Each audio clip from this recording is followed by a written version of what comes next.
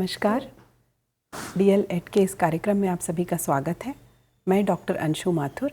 आज हम पर्यावरण अध्ययन में मूल्यांकन के प्रकार, संरचनात्मक तथा योगात्मक मूल्यांकन के विषय में चर्चा करेंगे। संरचनात्मक मूल्यांकन की अवधारणा को समझने के लिए यह जानते हैं कि इसका मुख्य प्रयोजन छात्रों को रचनात्मक प्रतिक्रिया से सक्षम बनाना है, जो बेहतर सीखने और प्रभावी प्रगति में उनकी मदद करता है। इसे सीखने के लिए आकलन या निर्माणात्मक आकलन या रचनात्मक मूल्यांकन, फॉर्मेटिव असेसमेंट भी कहा जाता है। बच्चों की लगातार प्रतिपुष्टि के लिए निर्माणात्मक मूल्यांकन सहायक होता है। निर्माणात्मक मूल्यांकन के अध्यापक पढ़ाते समय यह जांच करते हैं कि बच्चे ने अनुभूतियाँ, अभिव्यक्तियाँ और ज्ञान को कितना ग्रहण किया है। जैसा कि नाम से ही स्पष्ट है, निर्माणात्मक या रचनात्मक, यह बच्चे की सृजन को बढ़ावा देता है तथा उसके निर्माण में सहायता करता है, जिससे शिक्षण अधिगम प्रक्रिया के उद्देश्यों की पूर्ति की जा सके। इसके उद्देश्य छात्रों को अध्ययन की ओर अग्रसित करना, छात्रों के व्यक्तिगत मार्गदर्शन में सहायता करना, शिक्षण के उद्देश्यों की प्राप्ति में सहायता करना तथा बच्चों की कमजोरियों को जानने में सहायता करना है। यह बच्चों की प्रगति में सहायक है तथा शैक्षिक व व्यावसायिक मार्गदर्शन में भी सहायक होता है। संरचनात्मक मूल्यांकन के द्वारा अध्यापक पढ़ाते समय यह जांच करते हैं कि बच्चे की अनुभूतियाँ, अभिव्यक्तियाँ और ज्ञान कितने ग्रहणीय हैं तथा बच्चे ने कहाँ इसको ग्रहण करने में चूक की है। यह रिक्तता को पहचानता है तथा अधिगम अंतराल को भी सुनिश्चित करता है। संरचनात्मक मूल्यांकन पाठ के बीच में से किया जाता है, जिसके द्वारा अध्यापक पढ़ाते समय यह जांच करते हैं कि बच्चे ने ज्ञान को कितना ग्रहण किया है। संरचनात्मक आकलन का उपयोग सीखने की प्रगति के लिए किया जाता है। संरचनात्मक आकलन छात्रों के आगे चलते जाने और सीखने में प्रगति करने के लिए मार्ग बनाता है। यह सतत एवं व्यापक मूल्यांकन के उद्देश्यों को पूर्ण करने में सफल करता है। अब योगात्मक मूल्यांकन के विषय में जानते हैं, जो इसका पूर्णांक है। इसका प्रयोजन शिक्षक को छात्रों की उपलब्धि और कार्य प्रदर्शन की पहचान करने में सक्षम बनाना है। यह उपलब्धि परीक्षण या निष्पत्ति परीक्षण है। संकलात्मक मूल्यांकन, योगात्मक मूल्यांकन या अंतिम मूल्यांकन, समेटिव असेसमेंट या समेटिव इवैल्यूएशन, योगात्मक मूल्यांकन सत्र के अंत में होता है। अध्यापक द्वारा पढ़ने के बाद यह देखना कि बच्चों ने ज्ञान को किस हद तक ग्रहण किया है, उपलब्धि परीक्षणों द्वारा या निष्पत्ति परीक्षणों द्वारा पूर्ण किया जाता है। यह छात्र को क्या आता है और वो क्या नहीं जानता है, या छात्र क्या कर सकता है और क्या नहीं कर सकता है, यह निर्धारित करता है। छात्रों को क्या कठिन लगता है तथा इसको किस तरह सुनिश्चित किया जा सकता है। किसी भी अंतर और छात्र के हो सकने वाली गलतफहमियों को प्रदर्शित करता है। सीखने के स्पष्ट लक्ष्यों की चर्चा करते हुए छात्र के साथ संवाद स्थापित करता है। छात्र का अपने लक्ष्य के प्रति सक्रिय होना भी इसी तरह पूर्ण किया जा सकता है।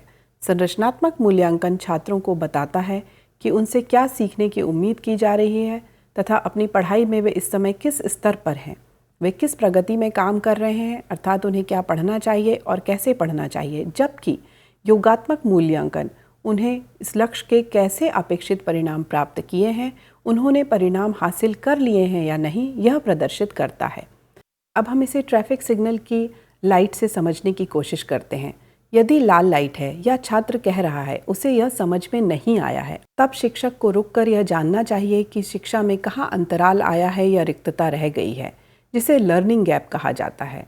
छात्र को येलो लाइट में समझने में मदद चाहिए, अर्थात शिक्षक को रुककर छात्र की मदद करनी चाहिए। इसके लिए छात्र अलग अलग उपकरणों तथा मूल्यांकन अनुदेशन की अलग अलग प्रक्रियाओं का उपयोग करके मदद कर सकता है।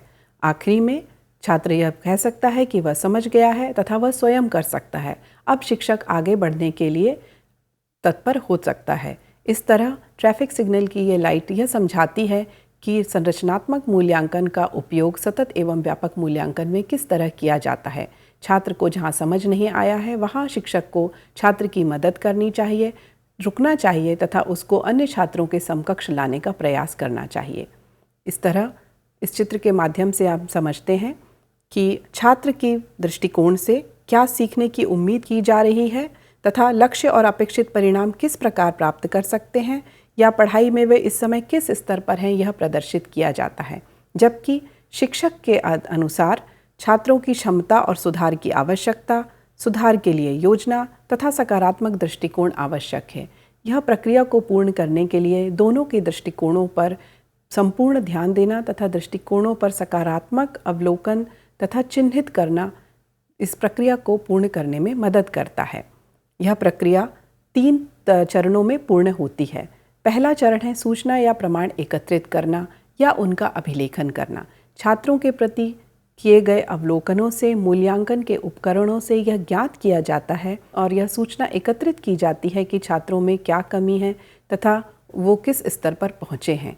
इसके बाद प्रमाणों की व्याख्या की जाती है जो यह बताते हैं कि संरचनात्मक मूल्यांकनों के परिणाम किस तरह से शिक्षण अधिगम प्रक्रिया को सुनिश्चित करने में सफल रहे हैं। आखिरी में सुधार के लिए योजना बनाई जाती है जो छात्रों के सुधारों को प्रदर्शित करती है या सुधारात्मक अनुदेशन की ओर शिक्षक को बढ़ाती है। एक शैक्षिक अवधि पर छात्र की शिक्षा, ज्ञान, प्रवीणता या सफलता का मूल्यांकन करने के लिए योगात्मक मूल्यांकन का उपयोग किया जाता है। इस तरह रचनात्मक मूल्यांकन एवं योगात्मक मूल्यांकन एक दूसरे के पूरक होते हुए शिक्षण अवसर को और शैक्षिक अवधि में पूर्ण करने में मदद करते हैं। आकलन की पूरी प्रक्रिया शिक्षा के सत्र में इस तरह फैली हुई है, जिसमें 4 फॉर्मेटिक या संरचनात्मक असेसमेंट या संरचनात्मक मूल्यांकन होते हैं तथा 2 समेटिव या योगात्मक मूल्यांकन होते हैं। चारों संरचनात्मक मूल्यांकन विभिन्न क्षेत्रों में असाइनमेंट और प्रोजेक्ट के द्वारा दिए जाते हैं। इसके अलावा इसमें लिखित परीक्षा भी ली जाती है। प्रत्येक रचनात्मक मूल्यांकन या फॉर्मेटिव असेसमेंट में छात्रों के अंतिम रिपोर्ट कार्ड में 10% का वेटेज होता है। इस तरह कुल 40% का वेटेज चारों रचनात्मक मूल्यांकनों को मिलता है।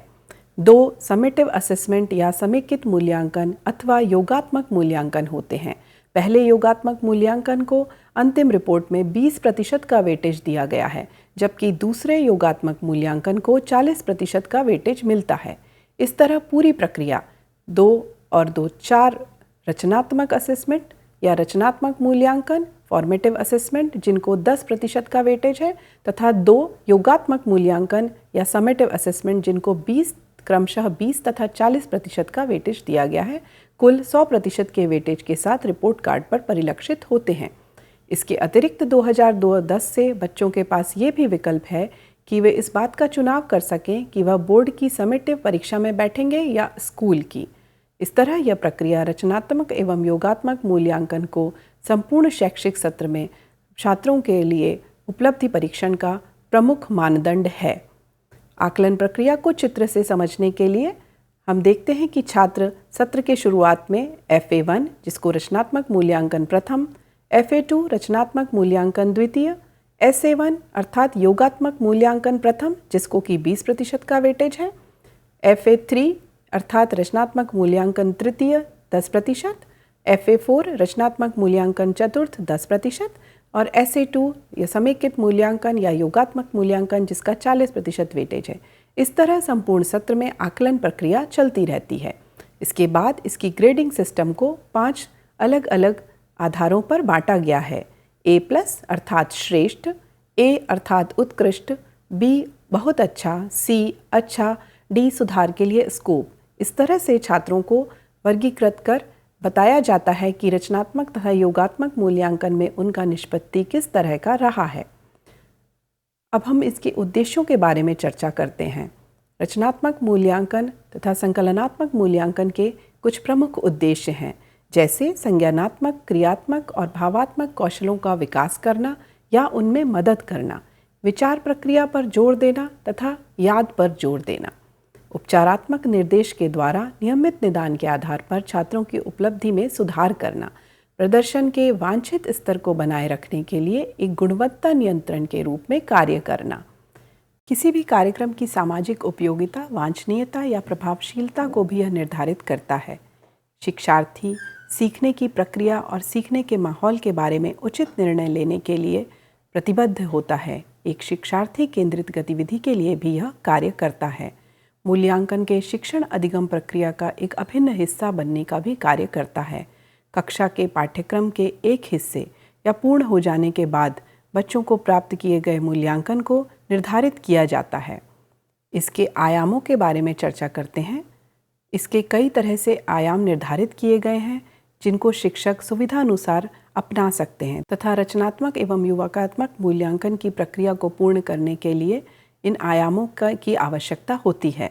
सबसे पहला आयाम अनौपचारिक बनाम औपचारिक आयाम है। अनौपचारिक बनाम औपचारिक जैसा कि शब्द से ही परिलक्षित होता है कि अनौपचारिक आयामों में छात्रों को किसी भी तरह का अनौपचारिक कार्य दिया जाता है, जबकि औपचारिक में छात्रों को गृह कार्य में ज़्यादा सृजनात्मक चीज़ें नहीं दी जाती हैं। इस तरह सृजनात्मकता को बढ़ावा देना या केवल किताबी ज्ञान की ओर आकृष्ट करना शिक्षक के हाथ में होता है। पाठ्यक्रम बनाम स्टैंड अलोन, पाठ्यक्रम से या पाठ्यक्रम के बाहर, पाठ्यचर्या के किसी हिस्से से या उसके बाहर भी शिक्षक छात्रों का अवलोकन तथा मूल्यांकन कर सकते हैं। स्वैच्छिक बनाम योजनाएं, छात्र द्वारा स्वेच्छा से किया गया कार्य या योजना रूप में किया गया कार्य मूल्यांकन का आयाम होता है। व्यक्तिगत या समूह, व्यक्तिगत कार्यों में छात्रों की योग्यता अथवा समूह में उनकी भागीदारी, नेतृत्व के गुण आदि का मूल्यांकन किया जा सकता है। मौखिक बनाम लिखित, यह परीक्षा का प्राचीनतम तरीका है तथा मौखिक तथा लिखित परीक्षा से छात्रों का मूल्यांकन किया जाता है। ग्रेड किए गए कार्य या अनग्रेड कार्य भी इसमें सम्मिलित होते हैं। इसके अतिरिक्त ओपन एंडेड रिस्पॉन्स या बंद, जिसमें कि छात्रों के किए गए रिस्पॉन्स जिनका कि कोई अंत नहीं है या सीमा नहीं है, सीमा रहित कार्य है, या बंद जिनकी कुछ सीमा तय की गई है, जिसमें समय सीमा या उनकी सृजनात्मकता की सीमा हो सकती है। शिक्षक नियंत्रित या छात्र नियंत्रित आयाम, शिक्षक द्वारा प्रायोजित कार्यक्रम या छात्र द्वारा किए गए कार्य भी मूल्यांकन के अलग अलग आयाम हो सकते हैं। शिक्षक और छात्र बनाम साथियों, शिक्षक या छात्र के साथ किया गया कार्य या सहपाठियों या सहशिक्षकों के साथ किए गए कार्य भी मूल्यांकन का आधार होते हैं। प्रक्रिया उन्मुख या कार्य उन्मुख अथवा उत्पाद उन्मुख मूल्यांकन, जिसमें प्रक्रिया को मूल्यांकित किया जाता है, जैसे कि रचनात्मक मूल्यांकन। इसके विपरीत उत्पाद उन्मुख कार्यक्रम में उपलब्धि परीक्षण द्वारा या निष्पत्ति परीक्षण द्वारा अंतिम लक्ष्य अर्थात शिक्षा में उपलब्धियों को आंका जाता है। संक्षिप्त बनाम विस्तारित में कुछ संक्षिप्त प्रश्नों द्वारा या संक्षिप्त कार्यों द्वारा मूल्यांकन या विस्तारित प्रश्न अथवा विस्तारित कार्यों द्वारा मूल्यांकन सम्मिलित होता है। शिक्षक समर्थित अथवा स्वतंत्र, इस तरह के कार्य शिक्षक द्वारा समर्थित सुनियोजित योजनाओं पर आधारित होते हैं तथा स्वतंत्र कार्य छात्रों की स्वेच्छा पर आधारित होते हैं। अब हम जानते हैं कि संरचनात्मक मूल्यांकन एवं संकलनात्मक मूल्यांकन में क्या अंतर है, किस तरह इनको विभाजित किया जा सकता है। संरचनात्मक मूल्यांकन सीखने के लिए आकलन होता है, जबकि योगात्मक मूल्यांकन सीखने का आकलन है।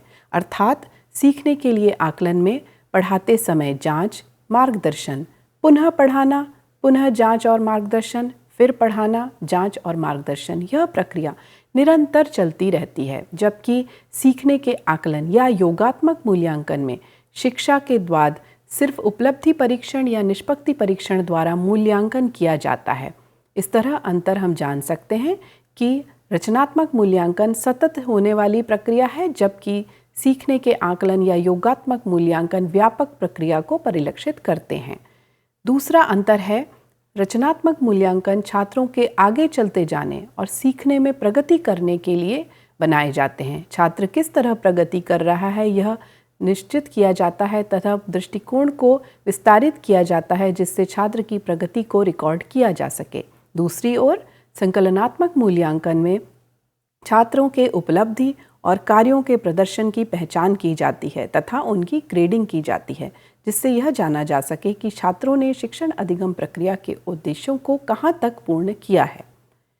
अब संरचनात्मक मूल्यांकन नैदानिक और सुधारात्मक होते हैं, जिसमें छात्रों की समस्याओं का निदान किया जाता है तथा उन्हें सुधारात्मक अनुदेशन दिए जाते हैं। यह छात्रों के सृजन शक्ति को बढ़ावा देते हैं तथा छात्रों में रचनात्मक सुधारों को प्रोत्साहित करते हैं, जबकि योगात्मक मूल्यांकन अधिगम का मूल्यांकन करते हैं तथा छात्रों की उपलब्धि को दर्शाते हैं। यह भी छात्रों की सृजनात्मकता को प्रेरणा देने का कार्य है, लेकिन यह रचनात्मक मूल्यांकन के विपरीत छात्रों का समेकित मूल्यांकन करते हैं। रचनात्मक मूल्यांकनों में कम सामग्री दी जाती है, अर्थात चूंकि वह शिक्षा सत्र में 4 चरणों में होते हैं, कुछ पाठ सामग्री के साथ ही रचनात्मक मूल्यांकन किया जाता है, जबकि योगात्मक मूल्यांकन में संपूर्ण सामग्री को रखा जाता है, जो कि शिक्षा सत्र के अंत में पूरे सत्र की पढ़ाई के बारे में निष्पत्ति का परीक्षण करते हैं। रचनात्मक मूल्यांकन प्रक्रिया के रूप में मूल्यांकन है जिसमें छात्र में रचनात्मक परिवर्तनों को बढ़ावा दिया जाता है। यह शिक्षक, छात्र, सहपाठियों, अभिभावकों, पालकों एवं समुदाय तथा सह शिक्षकों के योगदान से संभव होता है, जबकि योगात्मक मूल्यांकन उत्पाद के रूप में छात्रों का मूल्यांकन है जो छात्र की उपलब्धि को प्रदर्शित करता है। अब हम इसके उदाहरणों के विषय में चर्चा करते हैं। पर्यावरण अध्ययन में संरचनात्मक एवं योगात्मक मूल्यांकन किस तरह कार्य करता है, यह जानते हैं। एक पाठ का उदाहरण लेते हैं, स्वच्छ घर स्वच्छ गांव या स्वच्छ भारत के लिए घर से हो शुरुआत। इस पाठ की इकाई परिचय के बाद शिक्षक को किस तरह के संरचनात्मक मूल्यांकन एवं योगात्मक मूल्यांकन के साथ साथ निदानात्मक मूल्यांकन की क्या परिकल्पना करनी चाहिए, उसके बारे में जानते हैं। छात्र को एक बार इकाई परिचय देने के बाद शिक्षक उन्हें अलग कार्यों में संलग्न कर सकता है, जैसे विद्यार्थियों द्वारा स्वच्छता के विभिन्न पहलुओं पर चर्चा, स्वच्छ भारत अभियान पर निबंध लेखन, स्वच्छ भारत पर लघु फिल्म दिखाना, स्वच्छता कार्यक्रम, दैनिक दिनचर्या में अस्वस्थ आदतों को समाप्त करने की कोशिश करना। इस तरह के कार्य छात्रों को रचनात्मक मूल्यांकन में मदद करते हैं। इसके अतिरिक्त उनको पृष्ठपोषण, प्रोत्साहन और सहायता प्रदान करने के लिए शिक्षक निरंतर साफ सफाई और परिस्थिति सुरक्षा के लिए प्रोत्साहित कर सकते हैं।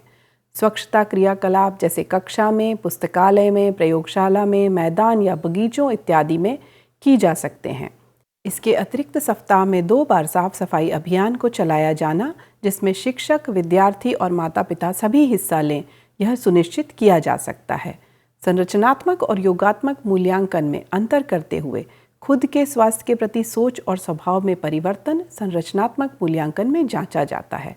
स्वास्थ्यकर साफ सफाई की प्रक्रियाओं का पालन छात्र कितना कर रहा है, यह भी रचनात्मक मूल्यांकन का अंग है। साफ सफाई के प्रति उसकी जागरूकता किस हद तक बढ़ी है या उसने क्या सीखा है, यह भी जाना जा सकता है। ग्रामीण क्षेत्रों में जीवन की गुणवत्ता में सुधार लाने के लिए वह क्या मदद करता है, यह भी रचनात्मक मूल्यांकन का अंग हो सकता है। इसके अतिरिक्त निष्पत्ति परीक्षण द्वारा यह जाना जाता है कि छात्र ने पर्यावरण शिक्षा के सभी गुणों को किस तरह ग्रहण किया है।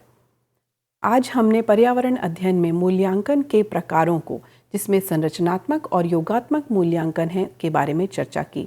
संरचनात्मक मूल्यांकन जहां छात्रों के निर्माण में मदद करता है, वहीं योगात्मक मूल्यांकन शिक्षक को यह बताता है कि छात्र ने पूरे सत्र में क्या सीखा है, जो अपेक्षित लक्ष्य छात्रों के लिए रखे गए थे, क्या उनकी उपलब्धि हुई है या नहीं।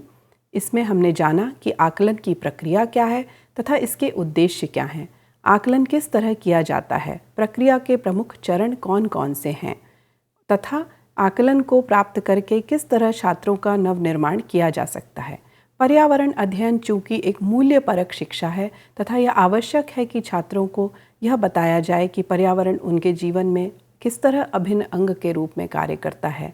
पर्यावरण के तीनों घटक जैविक, भौतिक और सामाजिक छात्रों के पर्यावरण का निर्माण करते हैं तथा आजीवन उसके संवर्धन तथा संरक्षण में काम करने की आवश्यकता है। आज की परिचर्चा को यहीं समाप्त करते हैं। किसी और कार्यक्रम में आपसे फिर मुलाकात होगी। तब तक के लिए नमस्कार।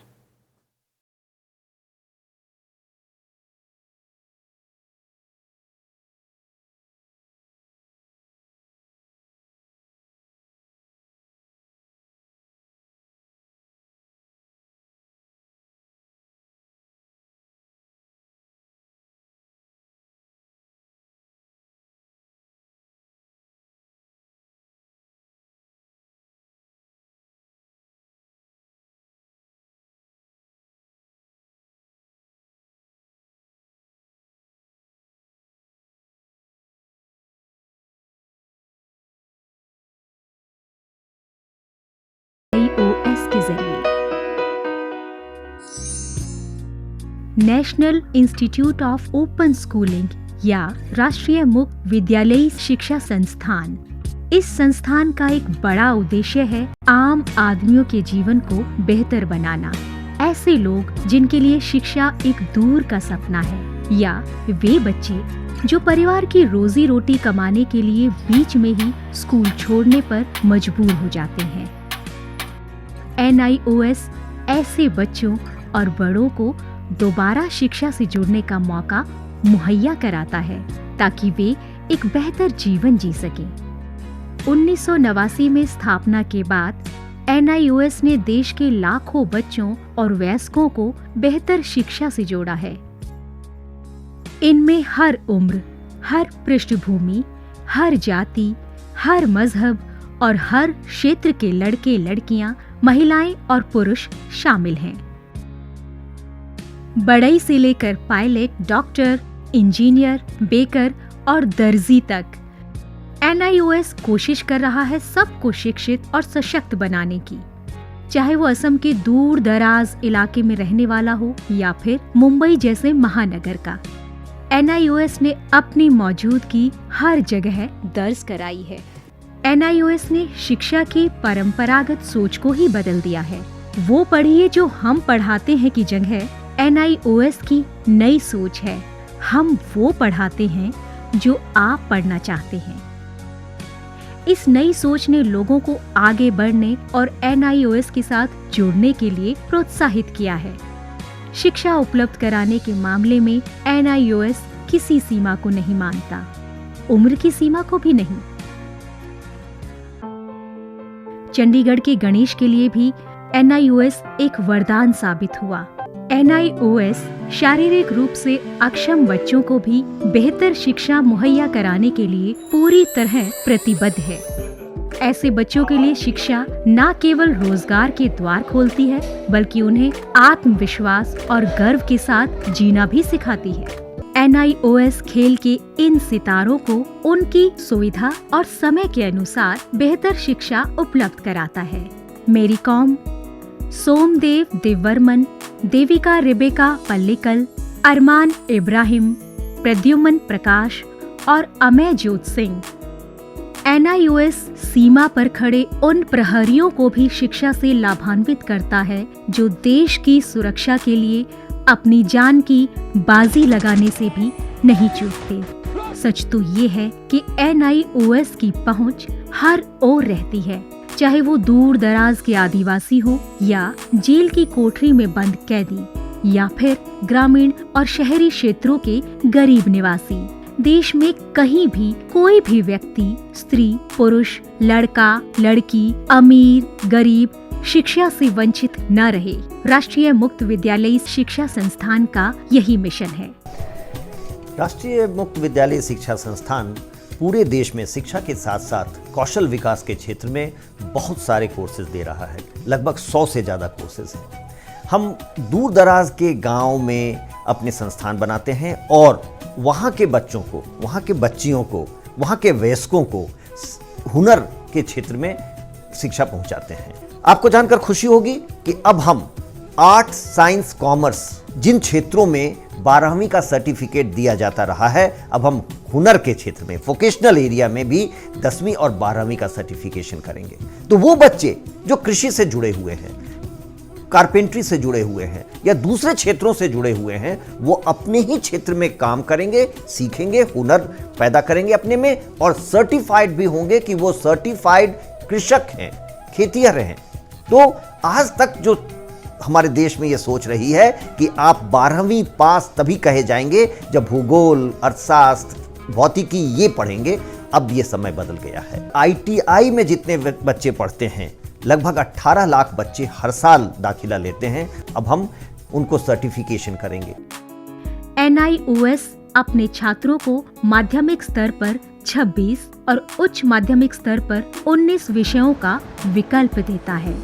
पढ़ाई किस माध्यम से करनी है, इसमें भी आपको लचीलापन मिलेगा।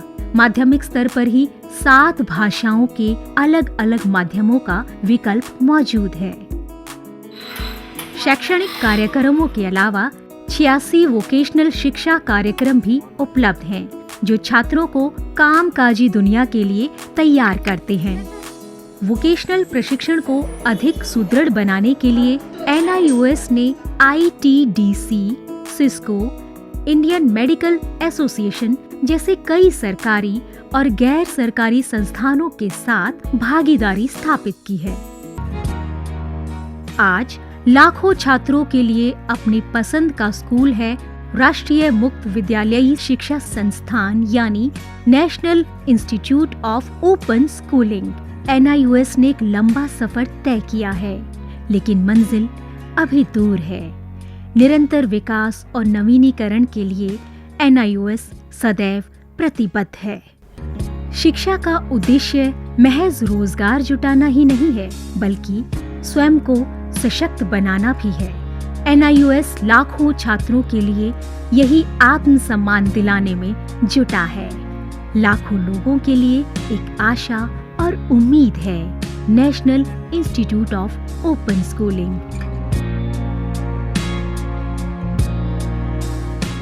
शिक्षा सबके लिए, कहीं भी, कभी भी।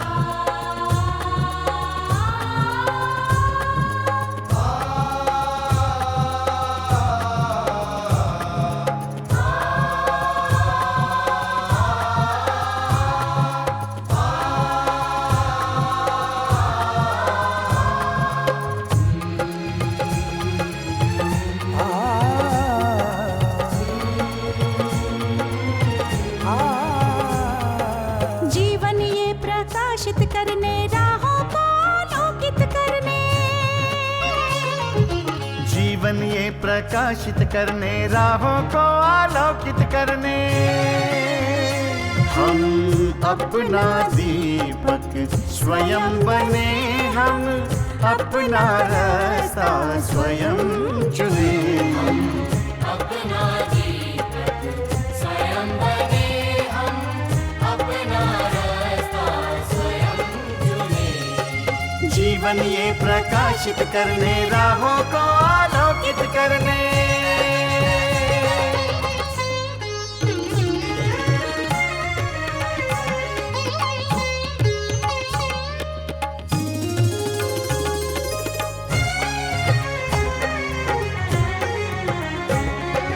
धन साधन समय की सीमा से विद्यालय जो मुक्त हो, धन साधन समय की सीमा से विद्यालय जो मुक्त हो। कभी पढ़े हम कहीं पढ़े, वे विषय की लोच से युक्त हो। कभी पढ़े हम कहीं पढ़े, वे विषय की लोच से युक्त हो। मित्रों हम उठे और जागे, मंजिल आने की ध्वनि सुने। हम अपना दीपक स्वयं बने, हम अपना रास्ता स्वयं चुने। जीवन ये प्रकाशित करने, राहों को आलोकित करने।